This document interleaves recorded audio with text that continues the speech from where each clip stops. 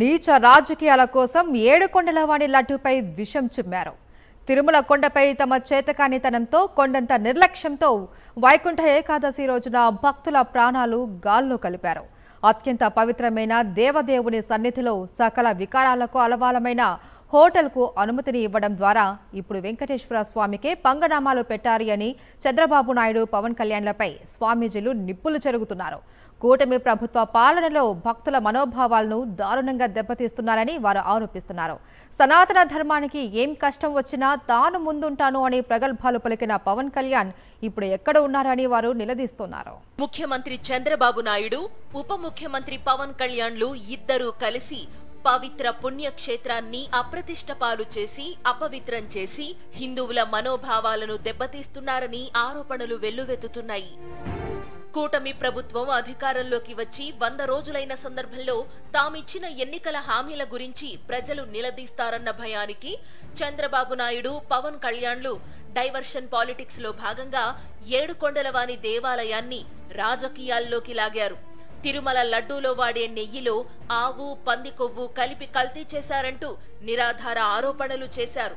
కోట్లాది మంది భక్తులను ఆందోళనకు గురి చేశారు. అయితే కల్తీ జరిగిందనడానికి ఎక్కడా ఆధారాలు లేకపోవడంతో సర్వోన్నత న్యాయస్థానమే చంద్రబాబు నాయుడి ప్రభుత్వానికి అక్షింతలు వేసింది. ప్రభుత్వం నియమించిన సిట్ కూడా నెయ్యిలో కల్తీ జరిగిందని తన నివేదికలో ఎక్కడా పేర్కొనలేదు. అయితే చంద్రబాబు నాయుడు, పవన్ కళ్యాణ్లు మాత్రం దేవుడి లడ్డూపైనే విష ప్రచారం చేసి దాన్ని తమ రాజకీయాలకు వాడుకున్నారు.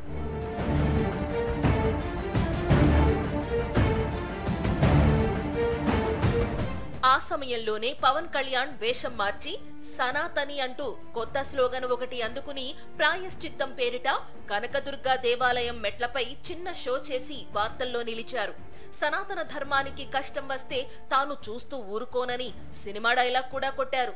అయితే కల్తీ లడ్డూలో కలిపే నెయ్యిలో లేదని, అది చంద్రబాబు, పవన్ కళ్యాణ్ల బుర్రల్లోనూ ఆలోచనల్లోనే ఉందని టీటీడీ మాజీ చైర్మన్ భూమన కరుణాకర్ రెడ్డి అంటున్నారు.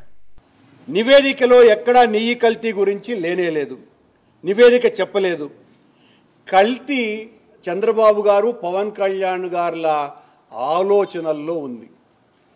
నెయ్యిలో జరగల ఈ కల్తీ, కల్మషం, ఈ కొవ్వు చంద్రబాబు గారు, పవన్ కళ్యాణ్ల యొక్క ఆలోచనల్లో ఉంది. వీళ్ళ కోసమని రాసేటువంటి అక్షరాలలో ఉంది, వీళ్ళ రోత రాతల్లో ఉంది. ఇది నిజం. లడ్డూలో కల్తీ చేశారని చంద్రబాబు చెబుతోన్న నెయ్యి వాహనాలను టీటీడీలో అసలు వినియోగించనే లేదని, వాటిని వెనక్కి తిప్పి పంపేశారని అప్పటి టీటీడీ ఈవోనే తేల్చి చెప్పడంతో చంద్రబాబు, పవన్ల కుట్ర బట్టబయలైంది. అది జరిగిన కొంతకాలానికే తిరుమల వేదికగానే మరో దుర్ఘటన. అది కూడా కూటమి పెద్దల చౌకబారు రాజకీయాలు, ఎత్తుగడల కారణంగానే. ఏమాత్రం అనుభవం లేని ఓ మీడియా అధిపతిని తీసుకువచ్చి చంద్రబాబు నాయుడు టీటీడీ చైర్మన్ ని చేసి పారేశారు. గత ఎన్నికల వరకు టీడీపీ కొమ్ము కాస్తూ నాటి ప్రభుత్వంపై విష ప్రచారం చేసినందుకే బీఆర్ నాయుడికి టీటీడీ పదవి కట్టబెట్టారు. ఆయనకున్న అసమర్థత, దేవుడంటే లెక్కలేనితనం, భక్తులపై మచ్చుకు కూడా లేని లక్ష్యం, ఏర్పాట్ల పర్యవేక్షణలో వైఫల్యాల కారణంగా వైకుంఠ ఏకాదశి రోజున తిరుమలపై విషాద ఘటన చోటు చేసుకుంది.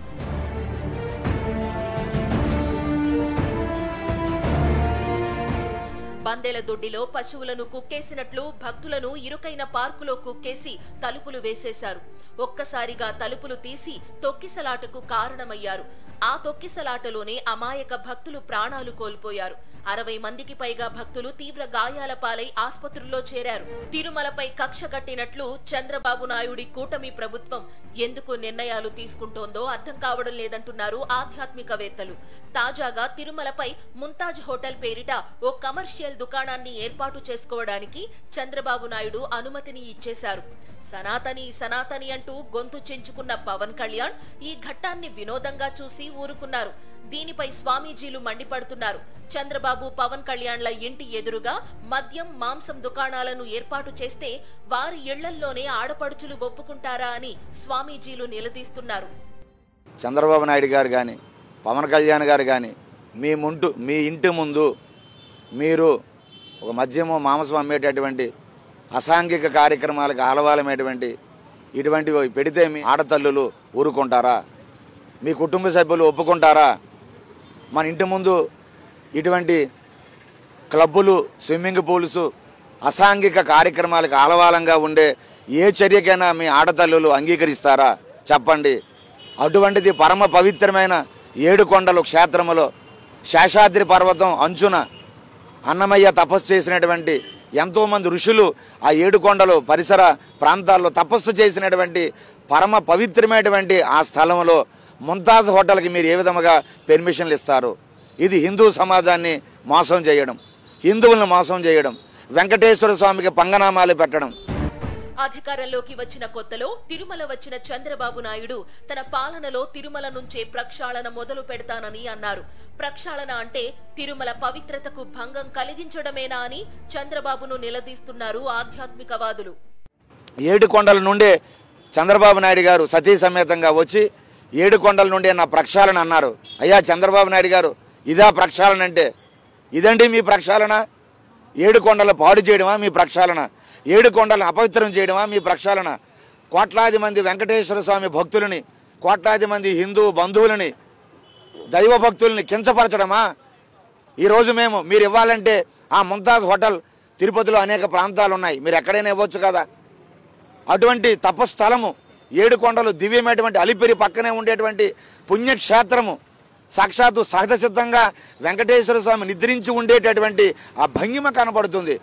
అటువంటి దివ్యమైనటువంటి ఆ స్థలమా ఈరోజు మీరు ముంతాజ్ హోటల్కి ఇస్తారు? ఇదా మీరు హిందువులకి ఇచ్చినటువంటి బహుమానం? ఏడుకొండల స్వామికి ఇచ్చినటువంటి ఇదా మీరు ఇచ్చినటువంటి కానుక? చీటికి మాటికి తనని తాను సనాతన ధర్మ పరిరక్షకుడిగా అభివర్ణించుకుంటూ హడావిడి చేసే పవన్ కళ్యాణ్ ఎక్కడున్నా తక్షణమే తిరుమల వచ్చి ముంతాజ్ హోటల్ ఏర్పాటును అడ్డుకోవాలని భక్తులు డిమాండ్ చేస్తున్నారు. అయ్యా పవన్ కళ్యాణ్ గారు, మీ మాటలకి చేతలకి ఏదండి పొంతన? ఈరోజు మీరేమో దక్షిణాది రాష్ట్రాలకి సనాతన ధర్మం బోర్డు కోసం మీరు దేవాలయాలు, క్షేత్రాలు దర్శిస్తామంటున్నారు, సంతోషం. అయ్యా పవన్ కళ్యాణ్ గారు, ముందు తిరుమలలో ఇక్కడ ప్రక్షాళన చేయండి, ఇక్కడ రద్దు చేయండి. మీరు టూరిజం శాఖ మంత్రి కందులు దుర్గేష్, అటవీ శాఖ మంత్రిగా మీరున్నారు. సనాతన ధర్మం అంటే ఇదా? సనాతన ధర్మానికి తూట్లు పడ్డమా? దయచేసి పవన్ కళ్యాణ్ గారు మీరు ఆలోచన చేయండి.